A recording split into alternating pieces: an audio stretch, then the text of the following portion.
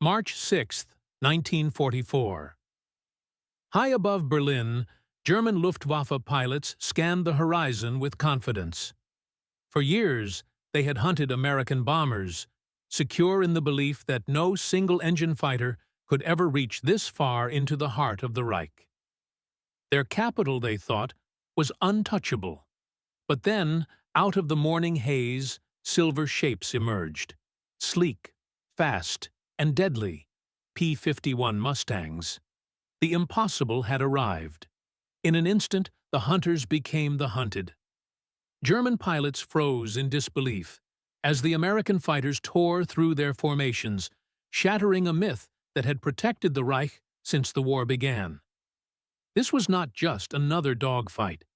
This was the day Berlin's skies were breached, the Luftwaffe's pride was broken, and the course of World War II was changed forever.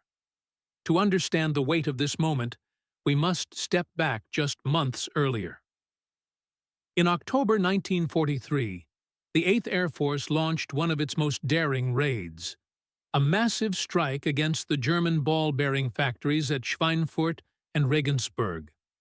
Hundreds of B-17 flying fortresses flew deep into Germany without fighter escort. What followed became known as Black Thursday. The bombers were torn apart by German fighters. 60 out of 291 B-17s never returned, and hundreds of airmen were killed or captured. The skies over Germany were a graveyard for unescorted bombers, and the Luftwaffe held its dominance unchallenged. At the time, German intelligence confidently calculated that no single-engine fighter could possibly escort bombers beyond 280 miles from England. That meant Berlin, nearly 600 miles away, would forever remain beyond the reach of Allied fighters. Berlin was more than a capital. It was the symbol of German invulnerability. If the Americans tried to bomb it, their formations would be annihilated long before they reached their target. But in late 1943 and early 1944, a new machine began to appear in the skies of Europe: the P-51 Mustang. Originally designed with a different engine, the aircraft had been transformed when fitted with the Packard-built version of the legendary Rolls-Royce Merlin. This engine gave the Mustang power at high altitude, while lightweight drop tanks, often made of paper, gave it unprecedented range. With them, a P-51 could escort bombers all the way to Berlin and back. The Luftwaffe did not believe it at first. Their commanders dismissed reports of Mustangs appearing over central Germany as impossible, a trick of imagination. Yet whispers spread through the ranks of the American airmen. A new fighter was coming, one that would change everything. On the morning of March 6, 1944, hundreds of American bombers droned eastward toward Berlin. It was the first daylight raid against the German capital, and expectations were grim. Veteran crews remembered Black Thursday and braced for the slaughter. But this time, something was different. Flying in tight formation above and alongside them, Silver Mustangs escorted the bombers deep into German territory. As the Luftwaffe scrambled its fighters to intercept, German pilots raced skyward with practiced confidence. For years, they had been the masters of the hunt. Yet when they reached the bomber streams, they found not helpless targets, but a wall of determined escorts. The shock was immediate. The Mustangs dove with terrifying speed, their .50 caliber machine guns blazing, cutting into the Luftwaffe formations before they could even reach the bombers. For the first time, the Reich's skies belonged not to the Luftwaffe, but to the Allies. And high above Berlin, German pilots began to understand. The war in the air had turned.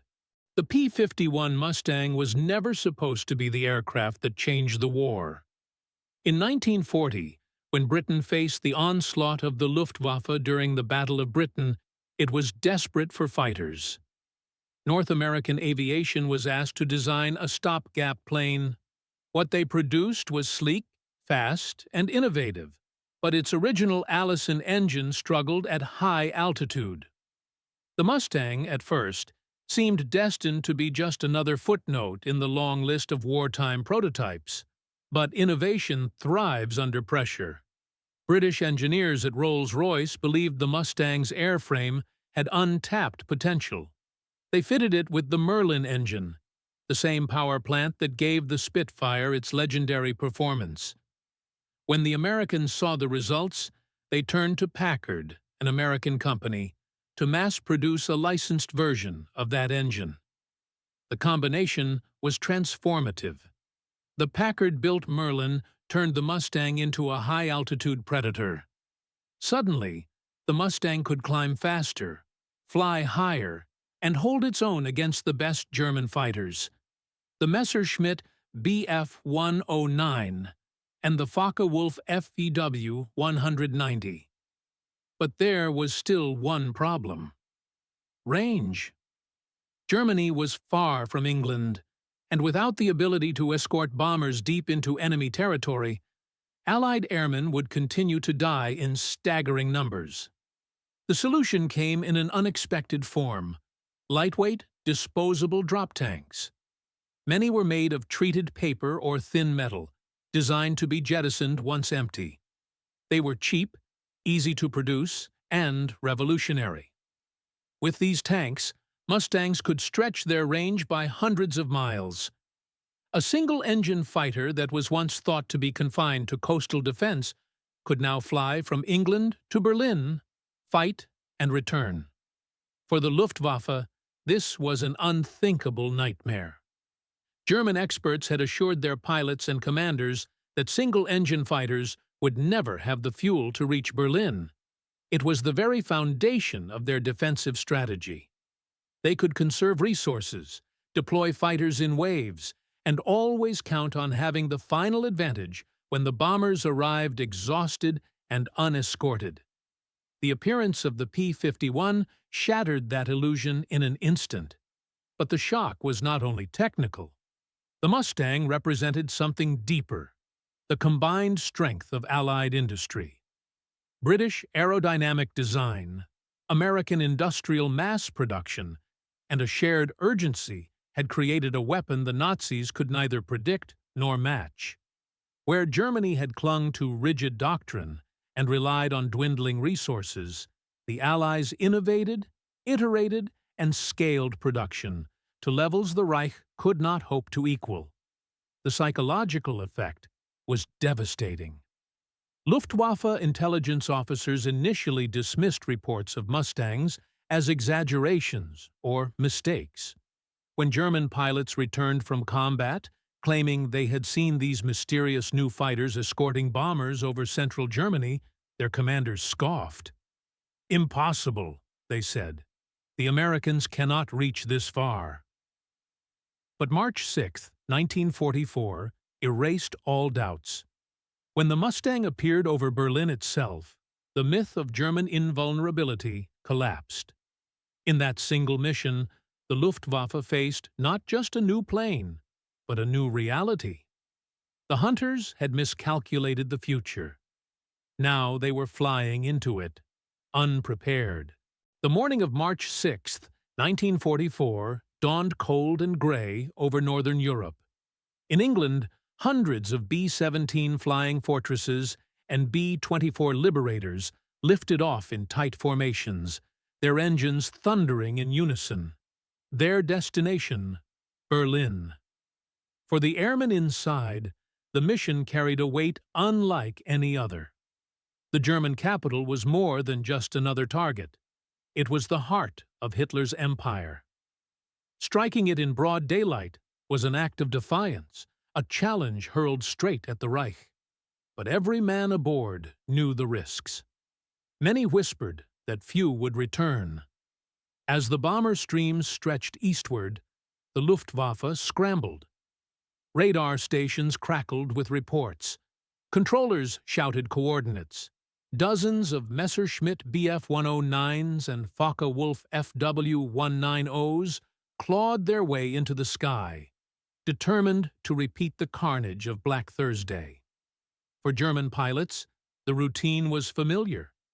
They would dive into bomber formations, unleash their cannons, and watch the unescorted giants fall in flames. But today, the familiar rhythm shattered. From above and behind the bombers, silver fighters swept into view. Sleek and predatory, their wings gleamed in the weak sunlight. At first, German pilots dismissed them as Spitfires or Thunderbolts straying too far. But when the Mustangs closed in, reality struck. These were single-engine escorts over Berlin. The impossible had become real. The clash was immediate and violent. Mustangs dove at incredible speed, their 6.50 caliber Browning machine guns spitting fire. Luftwaffe formations disintegrated as tracers ripped through wings and fuselages.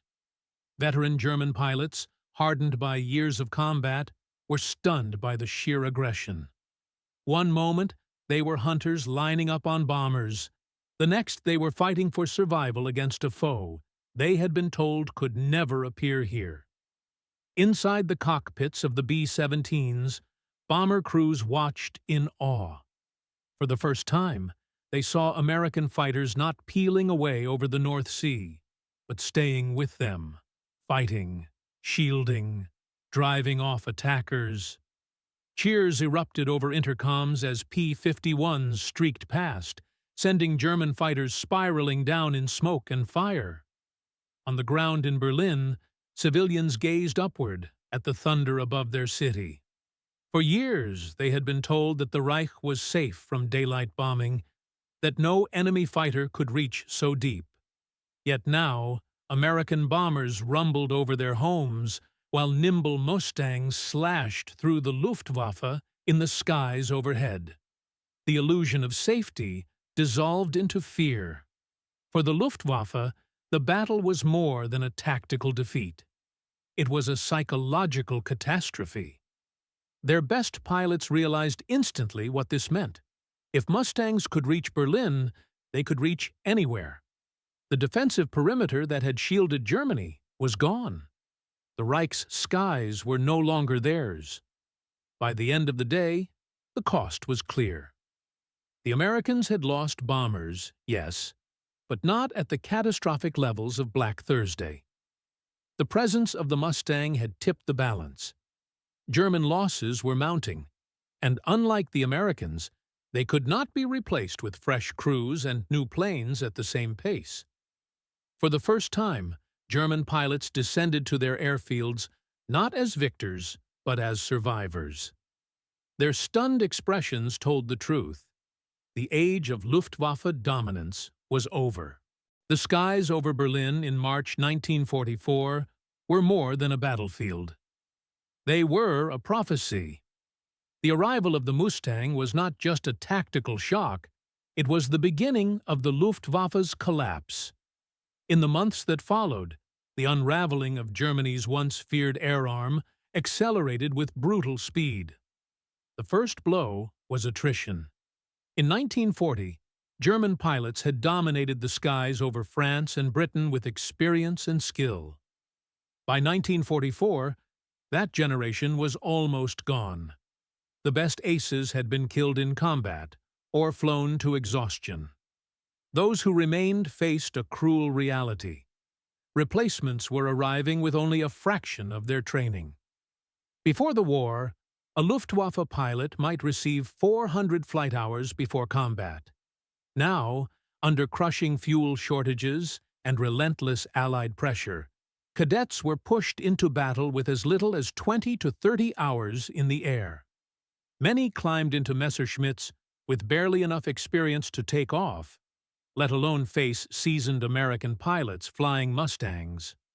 The result was catastrophic. Each raid bled away what little remained of Germany's veteran corps, replaced by boys scarcely older than the American crews they fought to kill. The second blow came from fuel. The Mustang's range allowed bombers to strike deep into the Reich's synthetic fuel plants, the vital lifelines of Germany's war machine. Louna, Pulitz, and other targets that had once been unreachable were now systematically destroyed. Without fuel, the Luftwaffe's squadrons could not train, could not sortie in strength, and could not recover from losses. Engines sat silent on airfields. Desperate measures, like mixing ersatz fuels or cutting training flights, only deepened the crisis. The third blow was desperation. The Luftwaffe tried to adapt with new tactics, deploying heavily armored Sturmgruppen units of Focke-Wulf 190s. These aircraft carried extra armor plating and heavy cannons, designed to tear into bomber formations even under escort fire. Their pilots were ordered to fly straight into the bomber boxes, accepting near-suicidal risks. For a few weeks, the tactic shocked American crews as waves of armored fighters smashed into formations. But it was not sustainable.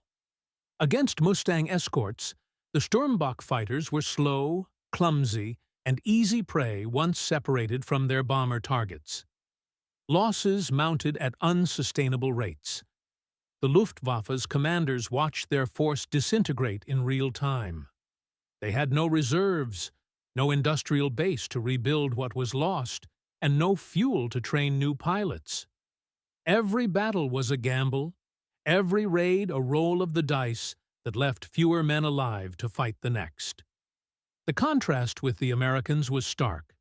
The United States could train pilots for 400 to 500 hours, replace losses with fresh machines straight off assembly lines, and maintain a constant tempo of operations. Where Germany tightened its belt, the Americans grew stronger with every passing month. By the summer of 1944, the once proud Luftwaffe, the spearhead of Hitler's early conquests, was a shadow of itself. The hunters who had once struck terror into bomber crews now flew with fear in their own hearts, knowing that somewhere above, a Mustang was waiting. For Germany, the sky was closing in. By mid-1944, the P-51 Mustang was no longer just a fighter. It was the steel blade of a strategy that cut into the heart of Nazi Germany. Escorting fleets of B-17 and B-24s, the Mustangs enabled a campaign of precision bombing that Germany had once believed impossible. Factories, rail yards, and fuel plants that had been safe deep inside the Reich were now reduced to rubble. The Mustang's extended range ensured that bombers reached their targets and returned with dramatically lower losses. For the first time, the Allies had what airmen called round-the-clock bombing. By day, American bombers pounded targets with Mustang escorts. By night, the RAF continued the assault, reducing German cities to smoking ruins.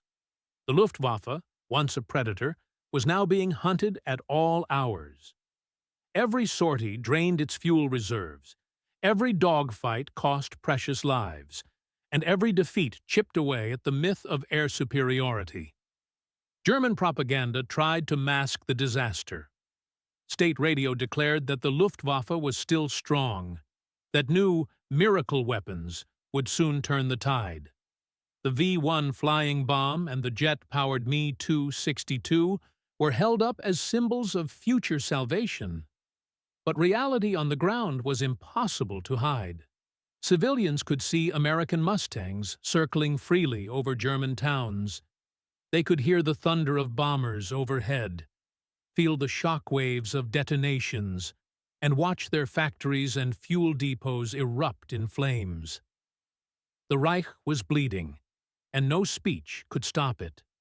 For German pilots, the strain was unbearable.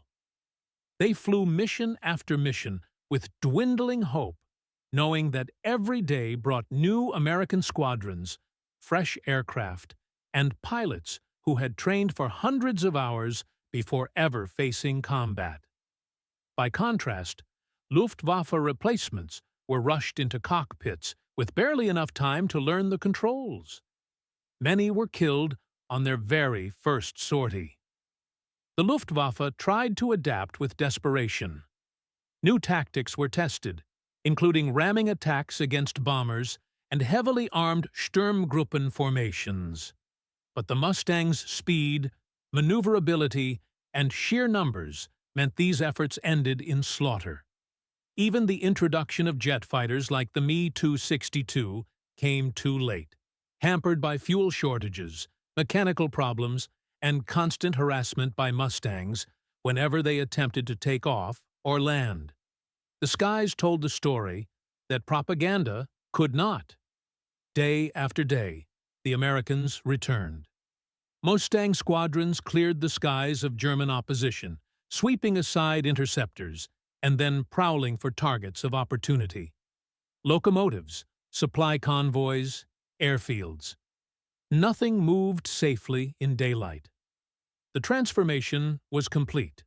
Germany's war machine, once fueled by industrial efficiency and blitzkrieg momentum, was being strangled from above. The Mustang had not only pierced the Luftwaffe's shield, but had turned its own strength into weakness. Every time German fighters rose to defend their homeland, they faced fresh losses. Every time they stayed on the ground, their cities and factories burned. By the time Allied planners turned their eyes toward Normandy, the air war was already decided. Thanks to the Mustang, the Luftwaffe was broken, its wings clipped, its legacy fading into smoke. For German commanders, it was a nightmare realization. The very skies that had once promised victory now guaranteed defeat. The sudden arrival of P-51 Mustangs over Berlin was more than a tactical surprise. It was a symbol. For years, Nazi Germany had promised its people that the Reich's capital was untouchable, that no single-engine fighter could ever escort bombers so far. On March 6, 1944, that myth was shattered in full view of its own defenders. For Luftwaffe pilots, the shock was immediate. For civilians, it was undeniable. The Allies could now reach the heart of Hitler's empire at will. As the weeks passed, the Mustang became more than just an escort fighter. It became a predator that stripped the Luftwaffe of its last strength. American pilots roamed the skies with freedom, striking down Messerschmitts and Focke-Wulfs, destroying locomotives, strafing airfields, and choking supply lines. What had once been Germany's sharpest weapon, the Luftwaffe, was turned into prey, stalked by a machine that seemed born for victory. This transformation had consequences far beyond the skies. By clearing the air, the Mustangs opened the path for the greatest gamble of the war, Operation Overlord. On D-Day, June 6, 1944, Allied bombers and fighters dominated the skies over Normandy.